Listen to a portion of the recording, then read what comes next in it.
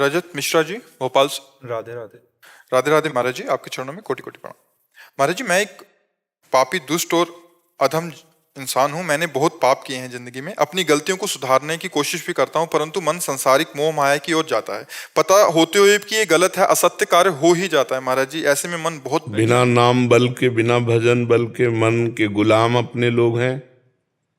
इंद्री मन के गुलाम है और मन इंद्रियां विषय भोगों में ही सुख बुद्धि रखती हैं और धर्म पूर्वक विषय भोगने से तृप्ति होती नहीं, तो इसलिए अधर्म पापाचरण की तरफ मन जाता है। अगर हमारे अंदर भागवतिक बल हो, आध्यात्मिक बल हो, तभी हम रोक सकते हैं, अन्यथा नहीं रोक सकते। बाहरी शत्रु को तो अन्य अस्त्रों से प्रहार किया जा सकता है, लेकिन आंतरिक शत्रु को कैसे मारा जाए? बड़े बड़े जो बाहरी शत्रुओं पर विजय प्राप्त करते रहे, वो भी आंतरिक शत्रुओं के गुलाम रहे। काम, क्रोध, लोभ, मोह, मद, मत्सर, ये 6 शत्रु हैं जो हर जीव को परेशान करते हैं। अगर इनसे बचना है तो अध्यात्म की शरण लेनी होगी, भगवान का नाम जप करना होगा, धर्मशास्त्रों का स्वाध्याय करना होगा, सत्संग सुनना होगा, दूसरों का उपकार करना होगा और ये विचार पक्का रखना होगा कि जैसे हमारी बहन की तरफ कोई देखे तो हमको बुरा लगता है, ऐसे हम किसी की बहन की तरफ नहीं। आत्मना प्रतिकूलानि परेशान न समाचरित। तो हम ये कहते हैं कि नहीं, हम जानते थे लेकिन ऐसा हो गया। कैसे हो सकता है? हम तुम्हें बता दें कि खीर है ये बहुत बढ़िया, लेकिन इसमें जहर मिला हुआ है, आप खा के दिखाओ। आप नहीं खा पाओगे, क्योंकि आपको पता मर जाऊंगा। तो आपको पता है कि गंदे आचरण, पापाचरण, इनसे क्लेश मिलेगा, दुर्गति होगी, इनसे दंड मिलेगा, फिर आप कैसे मन को छूट दे देते हैं? तो मन को छूट देना एक प्रमाद स्थिति है, अज्ञान के कारण है। इसलिए सत्संग सुनो, नाम जप करो। जो गलत है उसकी तरफ हमारे चाहे प्राण चले जाएं, पर हम गलत कार्य नहीं करेंगे, तब दृढ़ता पूर्वक। नहीं तो मन को फिसलने की आदत है। देखो बच्चा, जब तक तुम स्वीकृति नहीं करोगे तब तक तुम्हारा मन कुछ नहीं कर सकता। जैसे मन तुम्हारा कह रहा है कि हमको अमुक भोग भोगना है, अमुक वस्तु पानी, अमुक, तुम स्वीकृति मत दो, दस्तखत मत करो, हाँ मत कह देना। आप ही इसको देख लेना, हम लोगों ने इन्हीं मन को ही पढ़ा है। पूरे जीवन इसी मन के अनुसार निर्णय करते हुए कैसे जीव दुर्गति को प्राप्त होता है, और मन को शासन में लेकर सतमार्ग में चलते हुए कैसे वो भगवत प्राप्त होता है, यही जीवन को देखा है। जीवन की धारा देखिए। मन जब किसी को किसी कामना में फंसाता है तो उसका काम है जलाना, प्रमथन स्वभाव का है। वो अंदर इतना जलाता है, इतना क्लेश देता है कि लगता है यार भोग लो, शांत हो जाएगा। लेकिन अगर धर्म पूर्वक भोग है तब तो ठीक है, अगर अधर्म पूर्वक है, कानून के विरुद्ध आचरण है, तो हमको नहीं करना है। अब वो जलन पैदा करेगा और उस जलन को शांत करेंगे हम भगवान के भजन से। राम राम, हरि हरि, कृष्ण कृष्ण, राधा राधा। जो नाम जप है उसमें इतनी शीतलता है, नहीं तो इतनी व्यथा पैदा करता है कि बड़ा बड़ा विद्वान जो दूसरे को प्रवचन करता है वो भी भ्रष्ट हो जाता है। ऐसा बलवान मन है, उसने ठान लिया कि मुझे भोग भोगना है, तो भोगना है वो, तुम चाहे जितना ज्ञान बघारो। और उसे रोका जा सकता है तो भजन बल से रोका जा सकता है। भगवान के नाम सुमिरन जितना अधिक करोगे उतना ही बल आएगा। यम ही न व्यथयन्ते ते पुरुषम पुरुषर्षभ सम दुखा सुखा धीरम स्व अमृतत्वाय कल्पते। जो मन के द्वारा दी हुई व्यथा से व्यथित होकर के गंदा आचरण नहीं करता है, उसे सह जाता है, सुख दुख में समान भाव रखता है, वो अमृत पद का अधिकारी होता है। अमृत पद अविनाशी, भगवत प्राप्त महापुरुष हो जाता है। और बिना बच्चा इसके पापाचरण होता रहेगा, और पापाचरण होता रहेगा तो जिंदगी संकट में पड़ जाएगी। 5 मिनट ऐसा आचरण, मान लो भगवान की कृपा भी खुला नहीं, 5 मिनट का आपका आचरण पूरी जीवन भर जेल भोगना पड़ेगा या फांसी की सजा हो जाएगी। ऐसे ऐसे आचरण करवा देगा ये कि 5 मिनट ऐसा आचरण होगा जो पूरा जीवन बर्बाद कर देगा। तो हमको मन का गुलाम नहीं बनना, हमको मन को अंकुश में रखना है। मन हमारे द्वारा न जाने क्या क्या करवाता रहता है। इसी को संभालने के लिए तो मानव देह मिला है। सुअर कुत्ता थोड़ी अपने को संभाल सकते हैं। संभालने के लिए हमें विवेक मिला है। हम मनुष्य हैं, हम सुधार सकते हैं और सुधर रहे हैं। सत्संग और शास्त्र स्वाध्याय के द्वारा बहुत से सुधर गए। जिनको राम कहना नहीं आता था वो मरा मरा रट करके ब्रह्म ऋषि बन गए। तो हम लोग नहीं सुधर सकते? हम लोग निराश हो जाते हैं, मन के अधीन हो जाते हैं, इसलिए हमारी दुर्गति हो जाती है। ये कहने से काम थोड़ी चलेगा, हम पापी, हम दुष्ट हैं, हम नीच हैं। ये कहने से काम नहीं चलेगा। जो तुम्हें पाप में लगा रहा है उसको पकड़ो। पापी कौन है? मन। उसको पकड़ कि आज से नियम लेता हूं, तू चाहे जितना जला मार दे, पर हम वो काम नहीं करेंगे जो नहीं करना चाहिए। आप जीत जाओगे।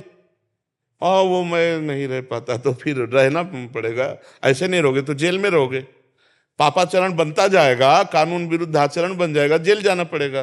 फिर मन को समझाओ, अब तो समझाना ही पड़ेगा, अब जेल के अंदर थोड़ी मनमानी कर सकते हो, तो पहले ही कर लो ठीक से, तो आगे ना ये जेल सही तो नरक। या मान लो यहाँ गुप्त हो गया, केस नहीं खुला, तो हमारे मालिक देख रहे हैं, भागवतिक जेल है, नरक, वहां भोगना पड़ेगा। अवश्य में भोक्तव्यम कृतम कर्म शुभाशुभम, यहाँ जो भी कर्म किए जाते हैं उनका दंड अवश्य मिलता है, या तो यहाँ कानून से और या तो भागवतिक कानून से दंड अवश्य मिलेगा। अवश्य में भोक्तव्यम, भोगना पड़ेगा। इसलिए बहुत सावधान, कोई अपवित्र कार्य न हो, धर्म विरुद्ध कार्य न हो, कोई पापाचरण न हो। ये मनुष्य जीवन परम पवित्रता के लिए प्राप्त हुआ है। सबको सुख पहुंचाएं, राष्ट्र सेवा करें, समाज सेवा करें, हम अपने सुख के लिए पापाचरण क्यों करें? ऐसी राक्षसी वृत्ति उदय हो जाती है अपने सुख के लिए कि आप देखते हैं, समाचारों में सुनते हैं, माताओं बहनों के प्रति कैसा व्यवहार लोगों का हो जाता है, कैसा वो चोरी हिंसा, अपने भाई भाई के प्रति कैसा व्यवहार हो जाए, थोड़ी थोड़ी से बंटवारे में एक भाई दूसरे भाई को मार डालता है। ये सब क्या है? ये सब मन का ही तो खेल है, बुद्धि का ही तो खेल है। कैसे कैसे हिंसा जनित दोष हमारे अंदर उत्पन्न हो जाते हैं। अपने पूज्य माता पिता का अपमान करके घर से निकाल देते हैं, उनके ऊपर हाथ उठा देते हैं। ये आज समाज में क्या हो रहा है? ये जो हमारी मानसिक धारणाएं बन रही हैं, यही हमारी दुर्गति का कारण होगा। बिना अध्यात्म के, बिना सत्संग के सुधार होना कठिन है। क्योंकि मन जहां घसीटा, जैसे पानी को आप कहीं भी छोड़े सिद्धांता वो नीचे को ही जाएगा, ऐसे ही मन को यदि आप शासन में ना ले, छोड़ दे, तो पापाचरण ही करेगा। खुला छोड़ दो मन को, आप देखो पापाचरण ही करे। उसकी सोच है, मना खष्टान इंद्रियाणी प्रकृति स्थानी कर सती, परमात्मा की तरफ तो लगाना पड़ता है। जैसे किसी पानी की जो धार है उसको हमें ऊपर चढ़ाना है तो यंत्र की जरूरत है, ऐसे ही मन को यदि ऊर्ध्वगामी करना है, भगवान की तरफ लगाना है, तो मंत्र की जरूरत है, नाम की जरूरत है। हम निरंतर नाम जप करें, भगवान का स्मरण करें, अच्छे कार्य करें, शास्त्र स्वाध्याय करें, सत्संग सुने, अभी ठीक हो जाएगा। अब मनमानी आचरण करो, कह दो कोई कृपा हो जाए, तो ड्रामेबाजी में तो बच्चा हमारा विश्वास है नहीं, आपका हो तो हो। सत्य वस्तु है, अपने कर्म को जीव को भोगना होता है। नहीं बाल ब्रह्मचारी जीवन भर भजन करने वाले भीष्म पितामह को 6 महीना की बाणों की सैया में सजा मिली, किस जन्म की? एक सांप को उठा करके झाड़ी में डाल दिया, वो कई दिन तक तड़प तड़प करके मरा। तो महाराज, महात्मा होने पर भी भीष्म जैसा और कौन महात्मा होगा? बाल ब्रह्मचारी सत्य प्रतिज्ञ, लेकिन 6 महीना। तो पाप कर्म अगर करोगे तो उसका दंड तो भोगना ही पड़ेगा। इसलिए नाम जप, शास्त्र स्वाध्याय, मन को संयम में रखना और समाज सेवा। क्योंकि शरीर से पाप कर्म हुए तो माता पिता, समाज, बड़े बूढ़े, पशु पक्षी, किसी की भी सेवा भगवत भाव से की जाए, बढ़िया मंगल हो जाएगा। समझ रहे हो ना? अब ये ना बोलना कि मैं दुष्ट पापी नीच, जो दुष्ट पापी नीच आचरण करा रहा उस पर दृष्टि रखो। ये तो मतलब फालतू की बात हुई कि हम दुष्ट पापी नीच नहीं, उसको पकड़ो। जैसे शराब है, एक गलत वस्तु है, अगर वो व्यक्ति पीना छोड़ दे तो वो व्यक्ति सही हो गया कि नहीं हो गया? बोले शराबी है, नीच है, लेकिन वो नहीं नीच है, वो तो महात्मा बन सकता है। उसकी नीचता को छुड़वा दिया जाए, उसकी शराब को छुड़वा दिया जाए, वो आदमी सही हो गया। तो हमारे अंदर जो पाप करने की प्रवृत्ति, जो दुष्ट प्रवृत्ति, उसका त्याग कर दे, हम अभी अच्छे हो गए।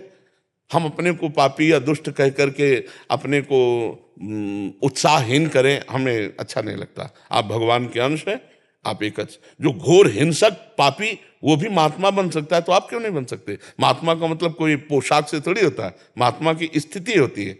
जो गृहस्थी में पैंट शर्ट में भी वो महात्मा हो सकता है, और महात्मा के भेष में भी दुरात्मा हो सकता है, पापी हो सकता है, नीच हो सकता है, कई तरह के महात्मा होते हैं। लेकिन संत स्थिति, जन्म के जन्म लग जाते हैं संत स्थिति आले में, तो महात्मा की स्थिति वो गृहस्थ भी हो सकता है, और पैंट शर्ट पहने महात्मा हो सकता है। जब विभीषण जी राम जी के सामने आए तो कोई महात्मा भेष थोड़ी था, रावण के प्रधानमंत्री और छोटे भाई थे, उसी पोशाक में थे। तो भगवान क्या कह रहे? तुम सारी खे संत प्रिय मोरे, धरऊं देह नहीं आन निहोरे। तुम्हारे जैसे संतों के लिए मैं अवतार धारण करता हूं। विभीषण जी को संत कहा। कैलाश से भगवान शंकर ने कहा, जब लात मारी रावण ने और उन्हें हाथ जोड़कर कहा, तुम पितु सरिस भले ही मुझे मारा, राम भजे हितनाथ तुम्हारा। तो कैलाशपति बोल पड़े, उमा संत कै इहै बड़ाई, ये मंद करत ये करत भलाई। जो मंद कर रहा है उसकी वो भलाई कर रहे हैं, यही साधुता है। तुम्हारा जो बुरा चाह रहा है तुम उसका मंगल कर रहे हो। देखो उमा, ये विभीषण साधु है और भगवान स्वयं कह रहे हैं साधु है। इसलिए साधुता हृदय में धारण करे तो हमारा मंगल होगा, आसपास का वातावरण बड़ा मंगलमय होगा। यही मनुष्यता है। पशुता का त्याग किया जाए, राक्षसी वृत्ति का त्याग किया जाए। जी। विनय बत्रा जी उत्तराखंड से। राधे राधे राधे महाराज जी, आपके चरणों में कोटि कोटि प्रणाम। महाराज जी, आपको सुनते हुए मुझे लगभग 1.5 वर्ष हो गया है। मैं पहले मांस मदिरा का सेवन भी करता था, लेकिन अब पूरी तरह छोड़ चुका हूं आपकी कृपा से। महाराज जी, जब भी मैं वृंदावन आता हूं तो भगवत प्राप्ति की लक्ष्य बन जाता है, लेकिन घर वापस जाने के साथ साथ व्यापार पर पहुंचते हुए वो सारा काम, क्रोध, लोभ, मोह, मत्सर में फिर फंस जाता हूं। मैं उसको बिल्कुल छोड़ना चाहता हूं, पर परिवार में पहुंचते ही व्यापार और परिवार की चिंता होने लगती है और लौकिक उन्नति की तरफ मन आकर्षित होता है। लेकिन मैं होना चाहिए। हम ये नहीं कहते कि लौकिक उन्नति की तरफ मन आकर्षित नहीं, उन्हें करना चाहिए। चक्रवर्ती सम्राट होकर अम्बरीश जी भक्ति करते हैं तो आपका कौन सा पद है? आप कितना, कौन सा कार्य, कौन सा व्यापार? चक्रवर्ती सम्राट और भगवान के ऐसे भक्त की सुदर्शन चक्र उनकी सेवा में क्या जाता है? नाम जप कर रहे हैं, शरीर से मेहनत कर रहे हैं, दिमाग लगा करके हम सांसारिक कार्य कर रहे हैं। अर्जुन जी कह रहे हैं हम संन्यास लेंगे, भगवान ने कह नहीं, गांडीव पर प्रत्यंचा चढ़ा और काट इनको। वो कह रहे हैं भिक्षा का अन्न पा करके आपका भजन करेंगे, युद्ध नहीं करेंगे। पूरी गीता इसी बात में सुलाई गई। कर्तव्य का पालन करना ही सबसे बड़ा धर्म है और नाम जप करते हुए कर्तव्य के पालन लायक बुद्धि बनी रहती है। तो नाम जप कीजिए और भगवत प्राप्ति के लिए जितने कर्म कर रहे हैं वो उनको समर्पित करते रहिए।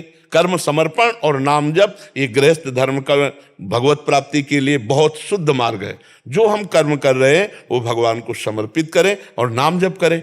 और रही कि वृत्ति बदल जाती है तो देखो, यहाँ जब आओगे सत्संग में तो यहाँ कुछ और वृत्ति होगी और बाहर की हवा लगेगी तो कुछ और वृत्ति होगी। लेकिन बाहर की हवा हमको बदल ना सके, इसी के लिए हमको यहाँ की बात पकड़े रहना है।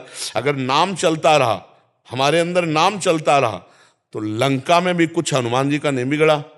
प्रविश्य नगर की जय सब काजा और हृदय राख कौशलपुर राजा। भगवान का चिंतन कर रहे हैं, इसलिए लंका का प्रभाव नहीं पड़ रहा हनुमान जी के ऊपर, लंका का प्रभाव नहीं पड़ रहा त्रिजटा के ऊपर, लंका का प्रभाव नहीं पड़ रहा विभीषण जी के ऊपर, लंका का प्रभाव नहीं पड़ रहा मंदोदरी के, लंका का प्रभाव नहीं पड़ रहा माल्यवंत के। ये सब भगवत प्रेमी महात्मा लंका में वास करते हैं, क्यों? भगवान का चिंतन करते। अंदर ही अंदर भगवान का चिंतन करो, बाहर से व्यापार, नौकरी, संसार का कार्य करो। कौन मना करता है? कायर पुरुष को भगवत प्राप्ति थोड़ी होती है। भगवान को जो प्राप्त करते हैं वो बहुत वीर पुरुष होते हैं, जो अंदर के शत्रुओं पर विजय प्राप्त करके बाहर भागवतिक व्यवहार करते हैं, वही साधु होते हैं, वही महात्मा होते हैं, भगवान के भक्त होते हैं। पहचाना थोड़ी जा सकता है, बाहरी वेशभूषा से तो पहचाना जा सकता है कि संत है, लेकिन आंतरिक स्थिति संत की नहीं पहचानी जा सकती, वो कहीं भी हो सकता है। तो ऐसा आप विचार मत कीजिए कि भगवत प्राप्ति के लिए हमको एक कार्य छोड़ना चाहिए। नहीं, उस कार्य को सांगोपांग करना चाहिए, मतलब और अच्छी तरह करना चाहिए, क्योंकि हम भगवान की सेवा कर रहे हैं। सृष्टि की संपूर्ण सेवा भगवान की सेवा है। नाम जप करते हुए सृष्टि का जो भी कार्य हमें मिला है, छोटा या बड़ा, वो भगवान की पूजा है। हम खास बात अगरबत्ती घुमाना नहीं मानते, हम खास बात मानते भगवान की आज्ञा का पालन करना। थोड़ी देर अगरबत्ती और आरती के मनमानी आचरण के कभी भगवान प्रसन्न होने वाले नहीं। भगवान की आज्ञा का पालन करते हुए अपने कर्तव्य का पालन करो, नाम जप करो, भगवत प्राप्ति ना हो जाए तो हमें बताना। अब थोड़ी देर हम पूजा कर लिया, इसके बाद पापाचरण कर रहे हैं, मनमानी आचरण कर रहे हैं, तो भगवान तुम्हारी पूजा के थोड़ी भूखे हैं। ये थोड़ी मिठाई रख दी, थोड़ी अगरबत्ती रख दी, यहाँ की सुगंध जो है ना, भगवान की श्रीअंग की सौरभ के आगे दुर्गंध जैसी है। अनंत ब्रह्मांडों का सृजन एक सेकंड में भगवान ने कर दिया, उनको कुछ चाहिए क्या? अरे अनंत ब्रह्मांडों का भरण पोषण वो कर रहा है, वो केवल आपका भाव देख रहा है। अगर आप उनकी आज्ञा का पालन करते हो और एक रोटी भी समर्पित कर देते हो, एक तुलसी दल समर्पित कर देते हो, एक फल समर्पित, बहुत है, काफी उनके लिए। उनको एक पहाड़ है हमारे विश्व में जो हमारे शास्त्रों में आता है, सुमेर पर्वत, 4 लाख योजन का है। किलो 2 किलो सोना हम भगवान में चढ़ा दे तो बड़ा गर्व करते। 4 लाख योजन का तो एक पहाड़ है। एक योजन का मतलब 4 कोस होता है, एक कोस में 3 किलोमीटर होते हैं, 4 लाख योजन, और चौड़ा भी इतना ही है। और पृथ्वी को रत्न गर्भा कहा गया है। जैसे तांबा निकलता है ऐसे इसमें सोना निकलता है, ऐसे इसमें रत्न निकलते हैं, ये रत्न गर्भा है। क्या भगवान को हम किससे रिझाएं? सोना चांदी रुपया पैसा खान पान सामग्री से अगर भगवान रिझते तो धनियों के घर में बैठे होते भगवान। नहीं, लेकिन आज तक ऐसा प्रमाण नहीं मिला। भगवान जब मिले तो भाव वाले को मिले, वो धनी हो या निर्धन हो, भाव वाले को मिले। तो इसलिए खूब अच्छा भाव करो और नाम जप करो, और जो आपको काम मिला है, जैसे आपके परिवार में 8 लोग हैं, 10 लोग हैं, उनको भगवत भाव से सबकी कामनाओं को पूर्ण करो, उनके प्रति भगवत भाव कर ले, बस भगवत प्राप्ति हो जाएगी। सब में बिजली वही है, परमात्मा बिजली वही, बस इतना समझना, कहीं भाग के नहीं जाना। हम लोग भाग के गए तो बाद में आए तो समाज में ही आए, तो समाज में ही करना तो वही पड़ा, समाज सेवा ही। मरने के पहले समाज सेवा करके जाना पड़ेगा, क्योंकि समाज का अन्न खाया, समाज का वस्त्र पहना, समाज में जियो, समाज में पैदा हुए तो समाज में ही मरो, और समाज को दे के जाओ जो कमाया है। तो आप समाज सेवा में हैं, आपको कहीं भागने की जरूरत नहीं। बस नाम जप करो, बुरा मत करो किसी का, गंदे आचरण मत करो, इसी से भगवान प्रसन्न हो जाएंगे। समझ पा रहे हो आप? दिनेश कुमार जी गुड़गांव से। राधा वल्लभ श्री हरिवंश महाराज जी। महाराज जी, भगवत गीता के 12वें अध्याय भक्ति योग के 16वें श्लोक में सर्वारंभ परित्यागी और उदासीनों से भगवान श्री कृष्ण अर्जुन जी को क्या उपदेश दे रहे हैं? इन दोनों शब्दों का भक्त के गुणों का भावार्थ समझने में असमर्थ हूं। किसी भी तरह का संकल्प करना बंधन कारक ही है। जब मन संकल्प और विकल्प रहित हो जाता है, किसी नवीन भोग भोगने की या नवीन कर्म करने की इच्छा नहीं होती, तो स्वरूपस्थ हो जाता है, भगवत प्राप्त हो जाता है। इसलिए कोई भी आरंभ संकल्प पूर्वक नहीं, जो क्रियाएं हैं वो संकल्प, ये योगी की बात है, भोगी की बात नहीं। भोगी तो हर समय संकल्प में ही विचरण करता रहता है, ये करना है, ये करूंगा, ये किया है, ऐसा किया, अहंकार विमूढ़ात्मा करता मिति मन्यते, वो ऐसे भाव में विचरण करता रहता है। लेकिन जो भगवान या स्वरूप में स्थित है वो संकल्प त्यागी होता है। जो भगवान में स्थित है वो जान रहा है कि भगवान की प्रेरणा से अपने आप सब क्रियाएं हो रही हैं, मैं नहीं कर रहा हूँ, मैं संकल्प नहीं कर रहा हूँ। और जो ज्ञानी होता है, गुणानुगुण वर्तन्ते मनुष्या पार्थ सर्वसा, वो सब 3 गुणों की प्रेरणा से हो रहा है, मैं उसमें करता नहीं हूँ। कर्ता भाव का त्याग किए बिना कोई भी सिद्धावस्था को प्राप्त नहीं हो सकता। तो सर्वारंभ परित्यागी, जो किसी भी तरह के, किसी शुभ या अशुभ किसी भी कार्य का कर्ता नहीं बनता है, संकल्प नहीं करता है, भगवत प्रेरित उसके कार्य होते रहते। अभी तो अपने अहंकार को भगवान में समर्पित करो पहले, तब उस स्थिति को जान पाओगे, अहंकार रहित स्थिति। जैसे ढलान में गाड़ी छोड़ देना तो ना पेट्रोल का खर्चा है और ना कोई जोर लगेगा, गाड़ी चलती चली जाएगी। ऐसे गाड़ी चलती है उसकी जो अहंकार समर्पित है, संकल्प रूपी पेट्रोल नहीं लगता है और बड़ी रफ्तार से गाड़ी चलती है। उससे बड़े कर्म करते देखे जाते हैं, लेकिन वो कर्म का कर्ता होता नहीं, वो भगवत प्रेरित हो रहा है। अब अपने अहंकार से जीने वाले हम कैसे जानेंगे भगवत प्रेरित कैसे होता है? तो पहले अहंकार को हम भगवान के चरणों में समर्पित करें। उदासीन, ना किसी से मित्रता ना किसी से शत्रुता, ये सिद्ध पुरुष के लक्षण है, ये साधक के थोड़ी लक्षण है, ये सिद्ध पुरुष के लक्षण है। जो सर्वारंभ परित्यागी है, जो उदासीन, उदासीन कहते हैं ना किसी से शत्रुता और ना किसी से मित्रता, उदासीन उसे कहते हैं। तो अपने तो राग और द्वेष में विचरण रहे, अनुकूलता में राग, प्रतिकूलता में द्वेष, तो कैसे उदासीन स्थिति को समझेंगे? तो इसलिए पहले खूब नाम जप करे, शास्त्रों का स्वाध्याय करे और सत्कर्म करे, सत्कर्म का संकल्प करे, असत्कर्मों का त्याग करे, फिर सत्संकल्प का भी त्याग कर दे।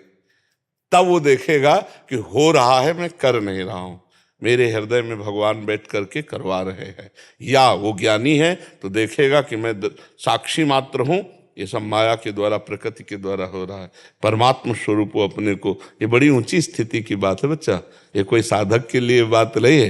जो सर्वारंभ परित्यागी है वो बहुत ऊंची स्थिति का महात्मा है, जो संकल्प विकल्प रहित हो चुका है, जिसके हृदय में किंचन मात्र भी भोग का आकांक्षा नहीं रह चुकी, और जो किसी से न मित्रता न शत्रुता, उदासीन अवस्था को प्राप्त है। उदासीन अति रही गोसाई, वो स्थिति, उदासीन स्थिति जो परमात्मा में निरंतर स्थित रहता है, ना शत्रु है ना मित्र है, सब में परमात्मा भाव है, वही उदासीन रहता है।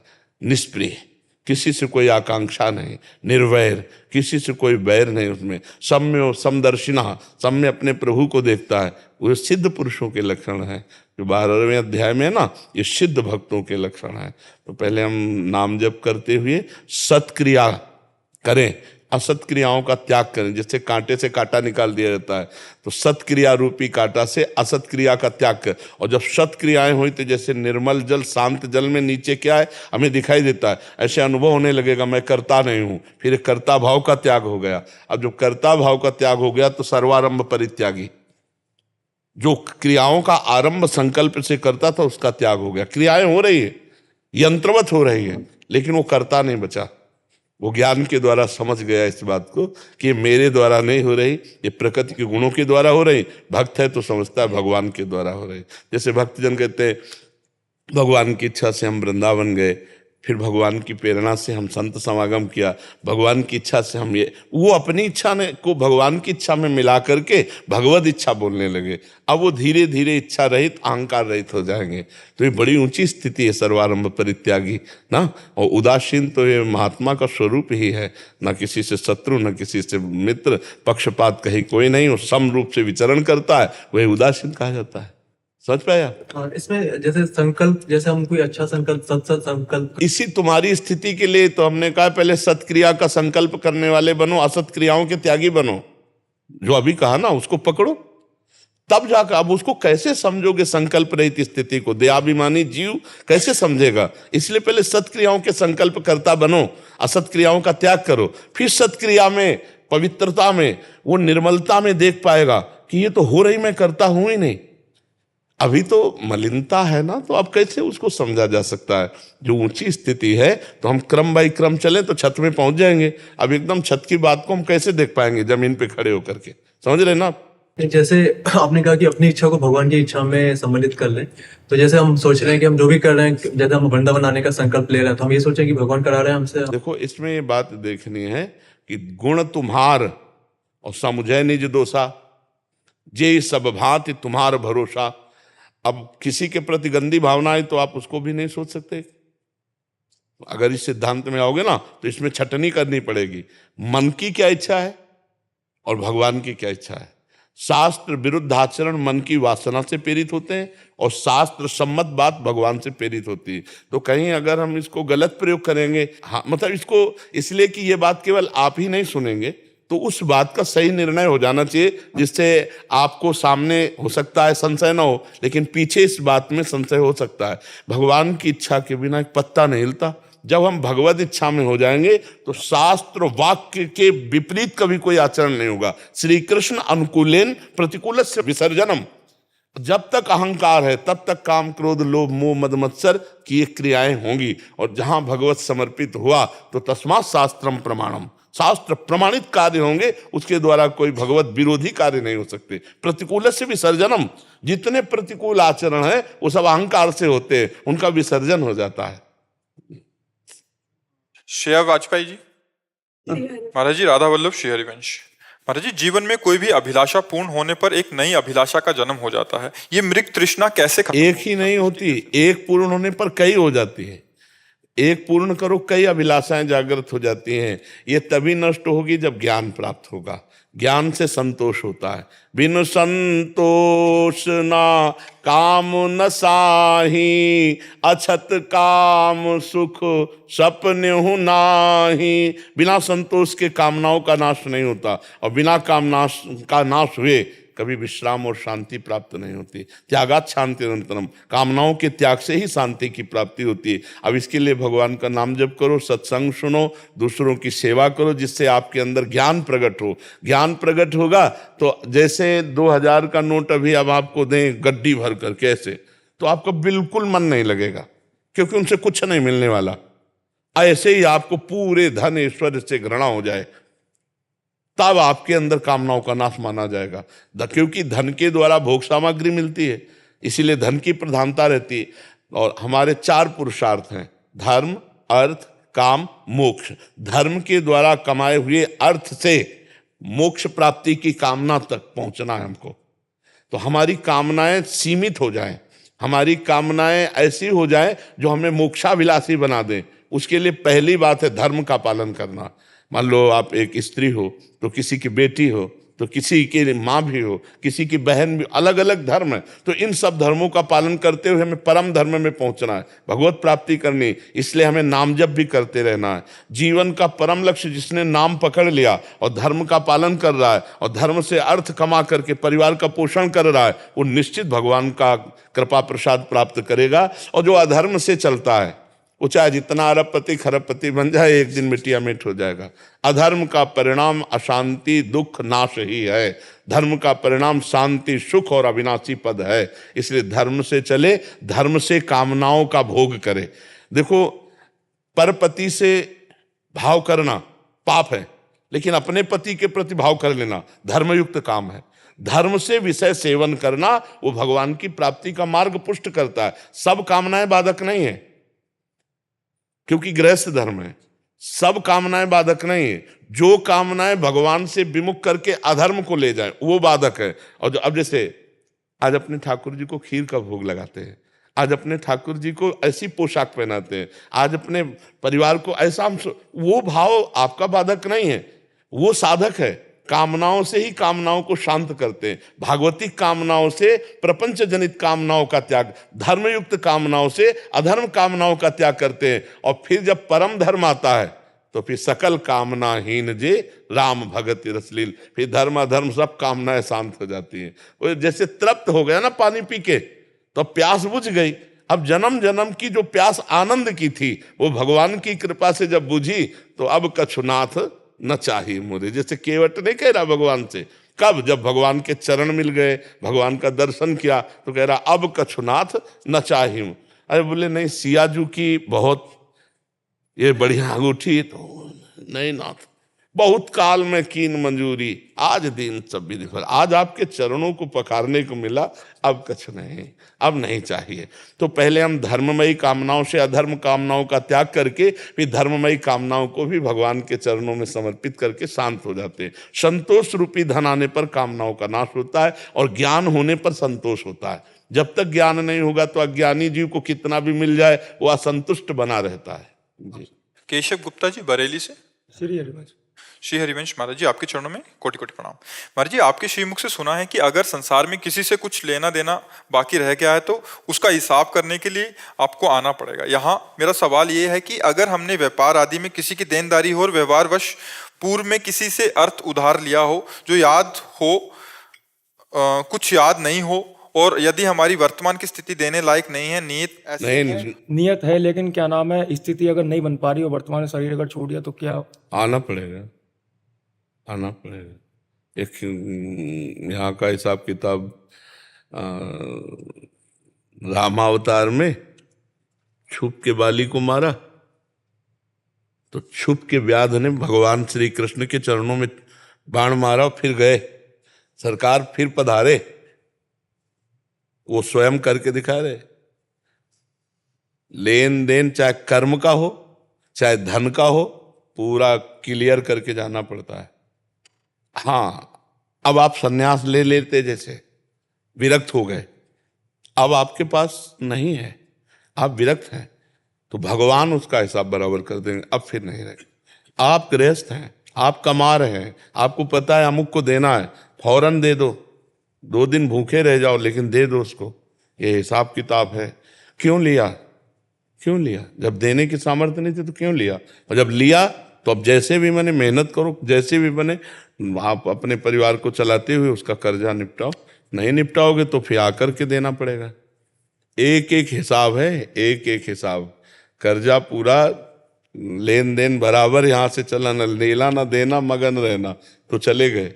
इसीलिए बहुत सोच समझ करके कर्जा भी लेना चाहिए। क्यों किसी से कर्जा लो? उतना पैर पसारो जितनी लंबी चादर है। हमारे पास जितनी सुविधा हम उसके अनुसार कार्य करते हैं। हम दूसरों को दिखावे की तरफ क्यों बढ़े? भगवान ने जितना हमें जिस लेवल का रखा है हम उसी लेवल से चले तो बढ़िया जीवन चला जाएगा। अब कर्जा लेकर मकान बना लिए, कर्जा लेके गाड़ी ले लिए, कर्जा लेकर व्यापार कर लिए, घाटा लग गया, अब क्या करोगे?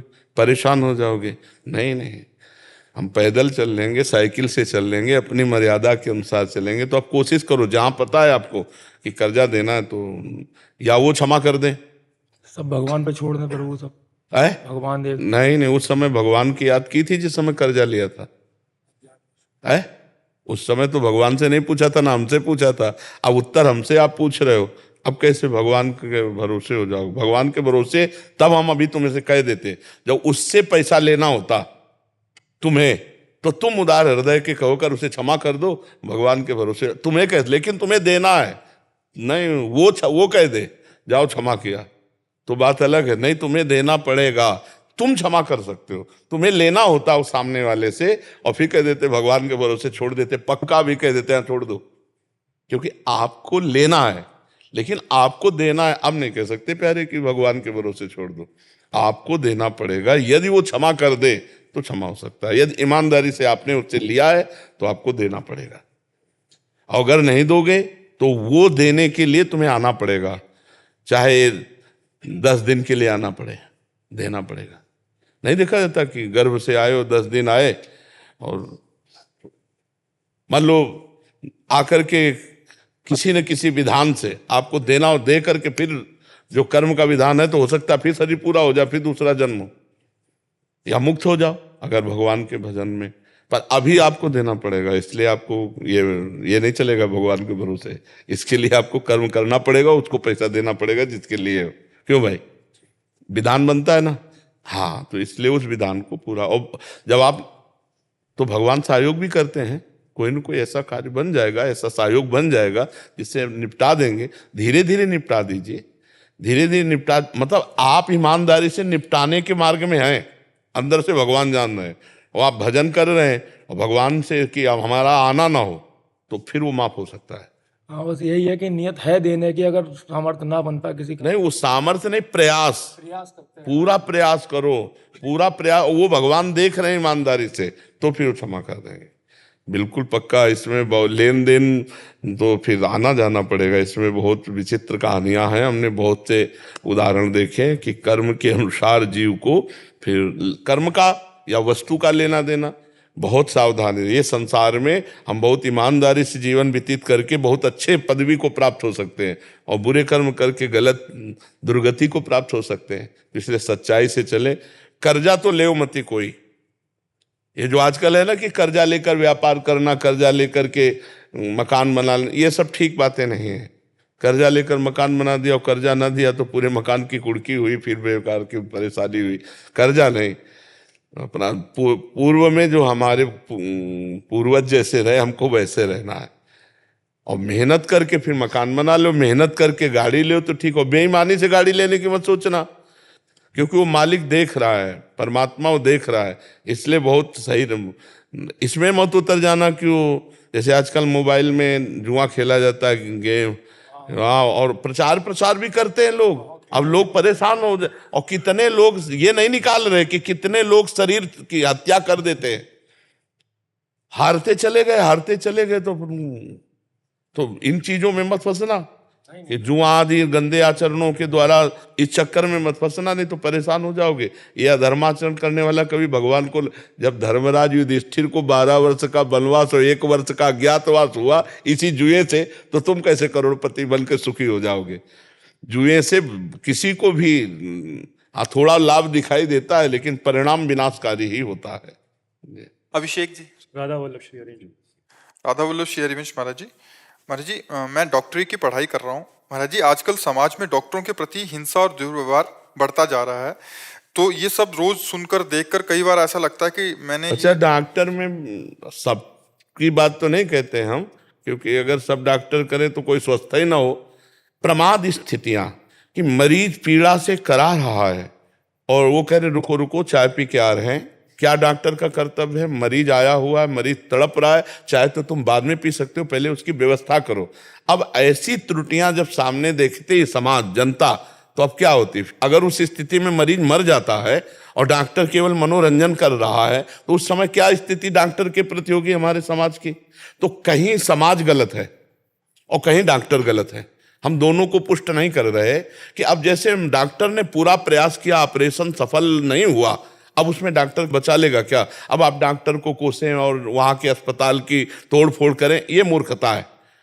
और ये तो वो डॉक्टर की कमी है कि जो अपना पूरा प्रयास ना करके प्रमाद स्थिति में मरीज को छोड़ देता है और वो मरीज की हालत बिगड़ जाती है, या अब वो इंजेक्शन देना चाहिए कुछ और, कह कुछ रहा है वो और देने वाला कुछ दे रहा है और उसकी हालत बिगड़ जाती है। तो आपको सीरियस होना है।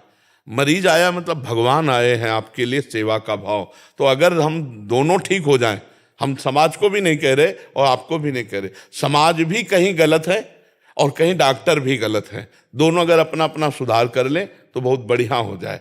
समाज को ये देखना कि डॉक्टर पूरा प्रयास किया, अब असफल हो रहा है, तो प्रारब्ध भोग भी तो है, तुम्हें जाना है, उस समय जाना है। तो हमें लगता है कि कहीं डॉक्टर की गलती होती है तो कहीं समाज जो है आक्रमण कर रहा है वो केवल क्रोध के कारण, उसमें डॉक्टर की सफलता नहीं, डॉक्टर पूरा प्रयास कर रहा है लेकिन प्रारब्ध भोग भी होता है, प्रारब्ध भोग भी तो भोगना पड़ता है। तो बच्चा वैसे मूढ़ता ज्यादा समाज में बढ़ रही है कि भाई मरीज को अगर स्वस्थ नहीं कर पाया डॉक्टर तो अस्पताल को तोड़ देना या डॉक्टर को मारना पीटना, तो ऐसा नहीं है। वो केवल दवा दे सकता है, प्रयास कर सकता है, पर कुछ डॉक्टर ऐसे हैं जो केवल पैसे के लोभी हो। तो कहीं ना कहीं बच्चा दोनों की गलती है, एक जगह समाज मूर्खता करती तो एक जगह डॉक्टर भी मूर्खता करते हैं। इस बात को समझना चाहिए। क्यों, आप इस बात को समझ रहे हैं? हाँ, तो अगर दोनों अपना अपना सुधार कर लें तो बहुत बढ़िया हो जाए। डॉक्टर अपने कर्तव्य का पालन करे और समाज को ये समझना चाहिए कि वो अपना बेचारा प्रयास कर रहा है, अगर असफल हो जाता है तो मरीज का भी प्रारब्ध भोग है, मरीज को भोगना पड़ेगा। तो आप निराश मत हो, आप उत्साहपूर्वक डॉक्टरी पढ़ो और हमारे समाज को सुख प्रदान करो, जो रोगों की निवृत्ति का। और जब आप सत्य से चलोगे तो भगवान आपका साथ देंगे। ऐसा थोड़ी कि सब डॉक्टरों का समाज विरोध ही करता हो, सम्मान भी होता है भगवान की तरह, उनका दुलार भी सम्मान भी होता है डॉक्टरों का। अगर आप कोई पाप कर्म करोगे, कोई अधर्म, मरीज तुम्हारे लिए पूरा समर्पित है, लिख के कागज में प्राण तक समर्पित है, अब उसके साथ तुम दुराचार करोगे डॉक्टर होके, तो आप ये सुन रहे हो कि नहीं सुना? समाज में सुना है ना? तो समाज ही केवल दोषी नहीं बच्चा, डॉक्टर भी दोषी है और समाज भी कभी कभी मूर्खता करती। इस बात को भी हम समझते हैं कि उसका पूरा प्रयास रहा लेकिन वो असफल हुआ तो कोई भगवान नहीं, उसका प्रारब्ध भोग भी है मरीज का, उसको भोगना पड़ेगा। आप निराश मत होइए, आप धैर्यपूर्वक अच्छी पढ़ाई पढ़िए और हमारे समाज को अच्छा सुख प्रदान कीजिए। भगवान आपके साथ रहेंगे, सत्य में आप चलोगे तो भगवान साथ रहेंगे। ठीक है, निराश मत होइएगा। मनमोहन तेरे ब्रिज की शान निराली, मनमोहन तेरे ब्रिज की शान निराली, जिधर भी देखो हे मनमोहन हो, जिधर भी देखो हे मनमोहन, रूप तेरे की लाली, मनमोहन तेरे ब्रिज की शान निराली। कौन पुरुष है कौन है नारी, भेद न जाने कोई। ये आज का भजन है महाराज जी, वैसे तो 40 साल से आपकी सेवा में। कौन पुरुष है कौन है नारी, भेद न जाने कोई। गली गली और हर मंदिर में राधे राधे होए, गली गली और हर मंदिर में राधे राधे होए। बागों में भी राधे राधे हो, बागों में भी राधे राधे बोले कोयल काली, मनमोहन तेरे ब्रिज की शान निराली। गोकुल मथुरा नंद गांव में तेरे खेल न्यारे, गोकुल मथुरा नंद गांव में तेरे खेल न्यारे।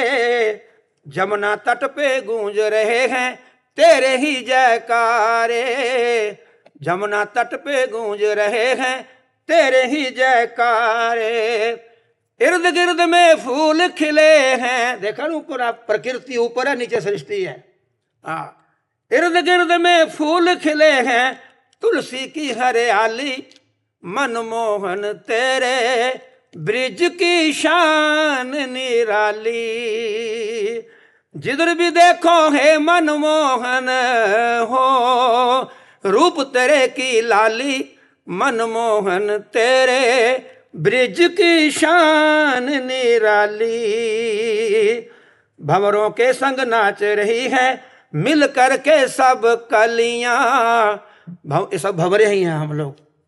भंवरों के संग नाच रही हैं मिल करके सब कलियां, ग्वाल बाल सखियों के संग में भरी हुई हैं गलियां, ग्वाल बाल सखियों के संग से भरी हुई हैं गलियां, और बहारें नाच रही हैं हो, और बहारें नाच रही हैं खूब बजा के ताली, मनमोहन तेरे ब्रिज की शान निराली। ब्रह्मा विष्णु शिव शंकर जी तुमको शीश झुकाए, ब्रह्मा विष्णु शिव शंकर जी तुमको शीश झुकाए। आदेशपुरी पन्याले वाला, हिमाचल में एक छोटा सा जंगल में गांव है, इर्द गिर्द में 8 किलोमीटर में घर नहीं है। आदेशपुरी पन्याले वाला तेरे ही गुण गाए, ब्रिजभूमि में आकर मोहन हो, ब्रिजभूमि में आकर मोहन कोई न जाता खाली, मनमोहन तेरे ब्रिज की शान निराली। जिधर भी देखोगे मनमोहन रूप तेरे की लाली, मनमोहन तेरे ब्रिज की शान। बोल स्वामी प्रेमानंद महाराज। प्रियंका पांडे जी दिल्ली से। राधे राधे महाराज जी, आपके चरणों में कोटि कोटि प्रणाम। महाराज जी, मेरा ये प्रश्न है कि कई बार जब हम अपने माता पिता के साथ धाम आते हैं तो यहाँ आने से लेकर जाने तक कई चीज़ों के लिए अर्थ की आवश्यकता होती है। ऐसे समय में यदि गलती से पुत्री का धन माता पिता की ओर चला जाए तो वो याद ना रहे और माता पिता को, पुत्री क्या माता पिता पे खर्च कर, हाँ क्यों नहीं खर्च करते, वो जैसे पुत्र वैसे पुत्री। अगर माता पिता की अव्यवस्था है तो पुत्री के घर में जाकर के जीवन यापन कर सकते हैं। अव्यवस्था, मान लो पुत्रों ने निकाल दिया तो पुत्री जैसे पुत्र अधिकार रखती है वैसे पुत्री अधिकार रखती है। ये हमारी पूज्य भावना सनातन धर्म में पुत्री के प्रति रही। लेकिन जब ऐसी विपत्ति की स्थिति है कि माता पिता के पास, तो पुत्री पालन करे, पुत्री के यहाँ खाए पिए पूरा जीवन व्यतीत कर दे, उसमें कोई अपराध नहीं। ये हमारे सनातन धर्म की पूज्य भावना। बेटी है, बहन है, ये सब बड़े पूज्य भाव से देखेंगे। बोले यार हमारी बेटी ब्याही इस गांव में, उस गांव में सबके प्रति पूज्य भाव रखते थे कि इस गांव का भी हम नहीं खाएंगे क्योंकि इस गांव में हमारी बेटी ब्याही है। तो वो पूज्य भाव के कारण है। बकाया बेटा और बेटी एक ही बात है। अगर अव्यवस्थित है माता पिता, अर्थ आदि की अव्यवस्था है और बेटी उनका पालन पोषण करे तो आराम से, कोई पाप नहीं, कोई अपराध नहीं। ये हमारी पूज्य भावना है कि हम जिसे कन्यादान किया है हम उसके घर पानी नहीं पिएंगे। ऐसी पूर्व से प्रथा चली आई है। शास्त्रीय निषेध नहीं है, कोई पाप नहीं है, पर हमारी पूज्य भावना है। बकाया अगर ऐसी अव्यवस्था में जीवन यापन करते हैं माता पिता तो कोई पाप या कोई अपराध नहीं है। कनागत चल रहे होते तो उसमें माता पिता कहते हैं पुत्री के घर का पानी भी पीना व्यर्थ है, तो माता जी का स्वास्थ्य बहुत खराब रहता है, दिल्ली की दवाई चलती है, तो आने में बड़ा संशय करती है, इस टाइम पिएंगे तो नरक में जाएंगे। नहीं नहीं नहीं नहीं नहीं नहीं, संशय बहुत नहीं। पुत्र और पुत्री समान है, कोई अंतर नहीं है। वैसे भी सरकारी, भारत सरकार में भी समान वो हिस्सा ले सकती है अपने भाई से पूरा, आज भी ले सकती है। सरकारी विधान से पूरा पुत्र और पुत्री समान है। वो अपने माता पिता के लिए पुत्री जो है, मान लो जिनके पुत्र ही नहीं केवल पुत्री है तो पूरा का पूरा पिंडदान, पूरा का पूरा भार वही तो उठाएगी। दामाद और पुत्री वही तो पूरा कार्य करेगी उसके। अब कोई है नहीं तो वही तो पूरा करेगी ना, तो वह क्या फिर उनकी दुर्गति हो जाएगी क्या? नहीं नहीं, वैसे ही होगा। पुत्र संतान का मतलब है कि माता पिता का परम मंगल, तो वो चाहे पुत्री हो चाहे पुत्र हो। पर आजकल ऐसी संतानें, मतलब आप धन्य है ऐसी पुत्री हो के जो माता पिता की सेवा की भावना, नहीं तो माता या पिता 100 स्थान पर जहाँ जलाए जाते हैं वहाँ रखे हुए और झगड़ा हो रहा है बहन बहन में, भाई भाई में संपत्ति के लिए। आजकल माता पिता को कौन प्यार करता है? कोई बिरली संतान होगी जो प्यार करे। हम प्रणाम करते हैं उस पुत्री या उस पुत्र को जो अपने माता पिता को भगवत भाव से कि हमारे भगवान है ऐसे भाव से सेवा करे। कोई अपराध नहीं, कोई नरक की प्राप्ति नहीं। अक्षय जी चूरू से। महाराज जी, आपके चरणों में कोटि कोटि प्रणाम। महाराज जी, आप जब भगवत प्राप्ति के मार्ग पर चल रहे थे तो आपको सबसे अधिक किस प्रश्न ने परेशान किया था? पहला प्रश्न तो हमारे अंदर ये था कि मेरा है कौन। जब हम बच्चा थे 13 वर्ष की अवस्था में जब स्कूल से आते तो कुछ ऐसी दृष्टि, पूर्व जन्म का भजन रहा होगा तो सबसे ज्यादा प्रेम माँ से था। तो माँ हम जिस रोग से ग्रसित हैं इसी रोग से बीमार रहती थी, वंशानुगत रोग है। तो माँ को जब देखते हैं तो बीमार स्थिति में तो लगता है मरेगी, माँ मरेगी तो मैं रह कैसे पाऊंगा, बच्चा ही थे, मेरा है कौन।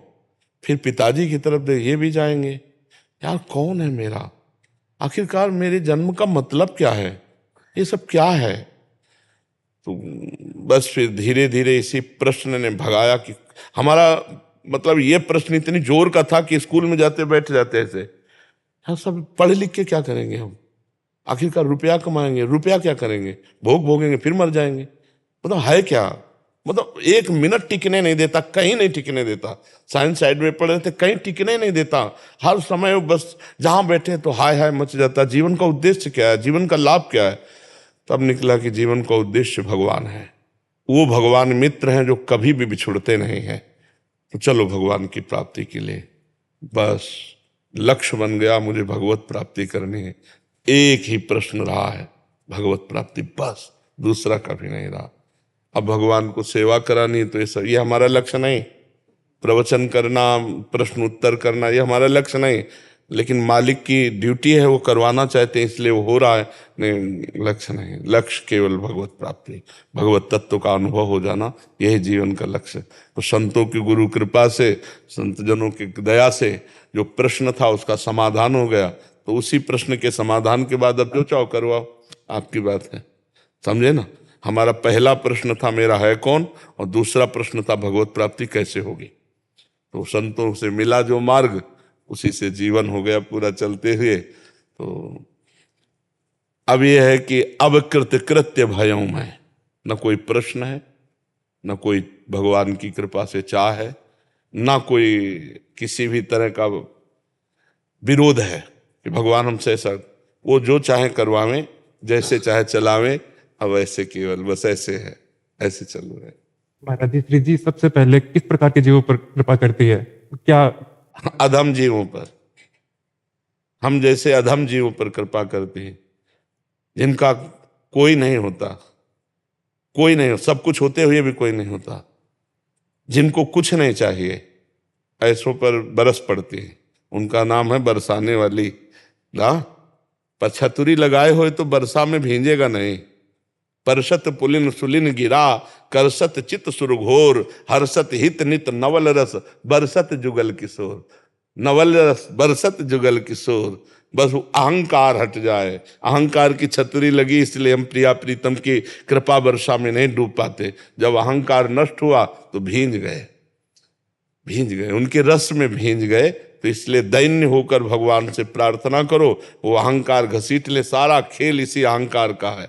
ये अहंकार जो है ये संस्कृति का मूल है। संस्कृति मूल शूल प्रदनाना, सकल शोकदायक अभिमाना, ताते करे कृपा निधि दूरी, सेवक पर ममता अति भूरी। भगवान कृपा करे अहंकार गलित हो जाए, बस सारी साधना इस अहंकार गलित होने की है। अहंकार गलित हो जाए, ब्रह्म तत्व का साक्षात्कार, भगवत दर्शन जो चाहो वो प्राप्त हो जाए। मेड़ है ये अहंकार। अहंकार टूटना बहुत कठिन है, ये पुष्ट होता रहता है। जिसको तोड़ना है वो पुष्ट हो रहा है, नहीं हो रहा है। मैं वो ये भगवान बचावे इस अहंकार से। तुहिना जी, श्री हरिवंश महाराज जी, महाराज जी आप कह रहे हैं कि आप एक एग्जाम की तैयारी कर रही हैं, परंतु इतनी बार असफलता मिलने के बाद भीतर एक डर बैठ गया है कि जो भी पढ़ते समय मन एकाग्र नहीं करने देता। महाराज जी इस डर को हटाने के लिए मैं क्या करूं? भगवान से प्रार्थना करो। 10 बार हार जाए तो क्या हम 11वीं बार हार ही जाएंगे? ऐसा नहीं है। इस बार हो सकता है मैं निकल जाऊं। अच्छी पढ़ाई पढ़ो और बिल्कुल प्रसन्न रहो। ये सबसे बड़ी कमी है जो हम निराश हो जाते हैं। किसी भी स्थिति में निराशा नहीं आनी चाहिए यार। मनुष्य जीवन में किसी भी स्थिति में निराशा नहीं आनी चाहिए। हम फेल हो जाएं, हम हार जाएं, हम घाटे में, हम विपत्ति में, ये सब बनी रहेगी क्या भैया? रात नहीं रही तो दिन नहीं रहेगा। बड़े बड़ों के जीवन में एक समानता नहीं पाई गई। सुबह राज्याभिषेक हो रहा है भगवान श्री राम का, तैयारी बिल्कुल जोर की चल रही, और समय के निर्णय निकल गया 14 वर्ष विशेष उदासी भाव से 14 वर्ष का वनवास। भगवान को, हम लोग इंसान हैं यार, कब क्या कैसी परिस्थिति आएगी वो बदलती रहेगी। आप कई बार मान लो परास्त हो चुके, हार चुके, फेल हो चुके या असफल हो चुके व्यापार में, किसी भी विषय पे, तो निराशा नहीं आनी चाहिए, उदास मत होइए, फिर एक नया जोश लाइए, फिर नई उमंग लाइए और हम उस पर विजय प्राप्त करेंगे। देखो, अगर उमंग छोड़ दें हम, तो अभी हम ऐसे हैं जैसे पुरानी बिल्डिंग की पूरी नींव गिर गई हो, पूरा मकान ढह जाए।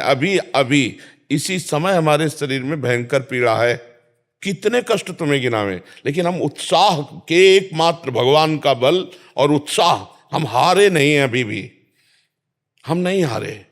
तो हमारी दिनचर्या चल रही, 12 बजे रात्रि से दिनचर्या चल रही। अगर हम हार जाएं तो अभी बिस्तर पकड़ ले, अभी बिस्तर पकड़ ले, हारे नहीं। नहीं, ये शरीर रोगी हो सकता है, मैं रोगी नहीं हूं। ये शरीर में पीड़ा है, मेरे में पीड़ा नहीं। तो हम आपके साथ बैठे हुए प्रश्न उत्तर कर रहे, हमारी दिनचर्या चल रही। अगर आप हार जाएंगी तो देखो आपको विक्षेप पड़ने लगा, कि पढ़ते हुए विक्षेप कि यार आप फेल तो हो ही जाना है, या पता नहीं फिर फेल हो गए तो सब पढ़ाई लिखाई नहीं। अगर हम फिर भी फेल हो जाते तो फिर भी निराश नहीं होंगे। फिर मान लो पढ़ाई ही केवल जीवन थोड़ी है, और भी जीने के उद्देश्य हैं, और भी जीने के रास्ते हैं। केवल पढ़ाई, अगर हम पढ़ाई में नहीं सफल हो पाते हैं तो क्या हमारा जीवन ही बेकार हो जाएगा? बहुत विवेक से हमें जीना है, हमें समाज के लिए जीना है, परिवार के लिए जीना है, हमें और जीने के कई कारण हैं। जीने का क्यों यही नहीं कि हम फेल होते चले गए तो अब क्या करें, अब शरीर को नष्ट कर दें। बहुत से बच्चे ऐसे करते हैं, बहुत से किसान ऐसा कर लेते हैं, बहुत से व्यापारी ऐसा नहीं करना चाहिए। हमारे जीने के और भी कारण हैं। सबसे बड़ा कारण है भगवत प्राप्ति, और वो अगर इस मनुष्य शरीर में नहीं हुआ तो किसी योनि में नहीं होगी। मुझे भजन करना, मुझे भगवान की प्राप्ति करनी, और भगवान मिल गए तो सब कुछ मिल जाएगा।